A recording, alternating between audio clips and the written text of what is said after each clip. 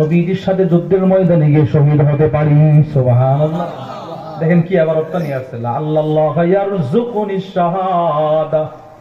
আমি নবীজির সাথে এই জন্য বদরে যাব যাতে করে আল্লাহ তাআলা নবীজির জন্য আমাকে শাহাদাতের মর্যাদা দান করতে পারে। ভাই, আল্লাহর রাসূল যদি বদর যুদ্ধে গিয়ে শহীদ হয়ে যায়, আমি মদিনায় কার জন্য বেঁচে থাকবো? কার পিছনে ফজরের নামাজ পড়বো? আমি নবীর সাথে যুদ্ধে যাব। হযরত সাদ ইবনে আবি ওয়াক্কাস বলে, আল্লাহর রাসূল আপনি বিচার করেন, আপনি ফয়সালা করেন। আল্লাহর রাসূল বলেন, উমাইর যুদ্ধের ময়দানে কি তীর চালাইতে পারবা? না। তরবারি চালাইতে পারবা? না। তাহলে খঞ্জক না কিছুই চালাইতে পারবো না, তাহলে তুমি কেন আমার সাথে যুদ্ধে যাইবা বলো? তোমাকে যদি যুদ্ধে নেয় তাহলে তো তোমার জন্য দুইজন সাহাবীকে রাখতে হবে, না তাহলে তোমাকে নেওয়ার দরকার নাই।